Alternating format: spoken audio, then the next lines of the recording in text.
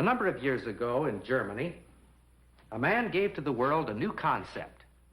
It shook the scientific world from top to bottom, changed the course of human history, and gave us the atomic age. The man, Albert Einstein. The concept, relativity.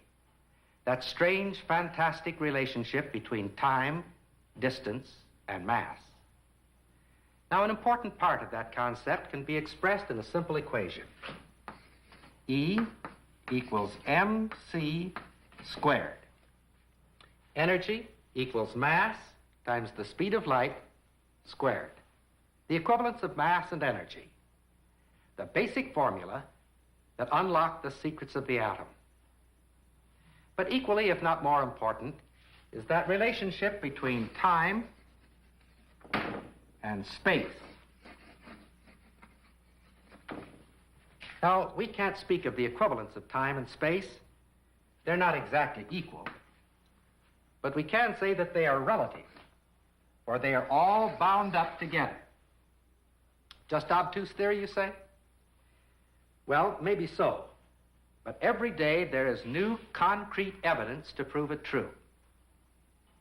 When Dr. E.O. Lawrence and his associates at the University of California designed the 184-inch cyclotron, they didn't laugh at this theory.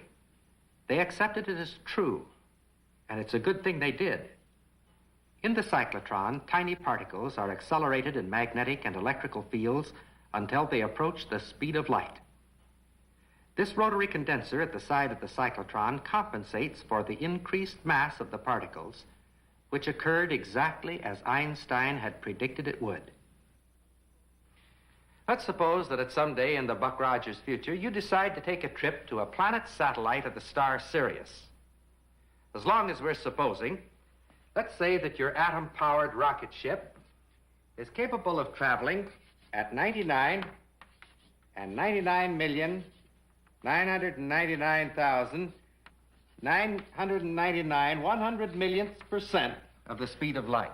Now, of course, this is very close to 186,284 miles a second. In view of the fact that Sirius is 9 light years from the Earth, it would take just a little over 18 years to make the round trip. Naturally, you'd plan to take a large supply of food, but all you'd need would be a sack lunch.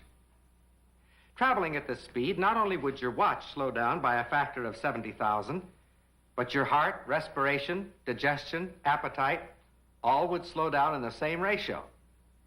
You could leave the Earth some morning right after breakfast. By the time you got to Sirius, you'd be ready for a sandwich. And when you got back to the Earth, you'd be just hungry enough for a good dinner. But then would come the surprise. You'd find that while you were only 1 day older physically, your children would all be grown up and through college, and all your friends would be 18 years older than when you left them just 12 hours ago by your watch. A concept such as this is almost impossible for the human mind to grasp. It's so far beyond our normal experience. But maybe this will help. First of all, listen to my heart.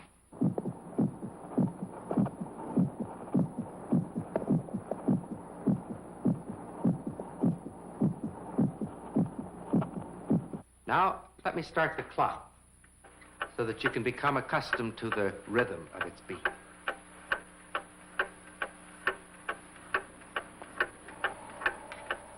The yardstick. It looks normal, doesn't it?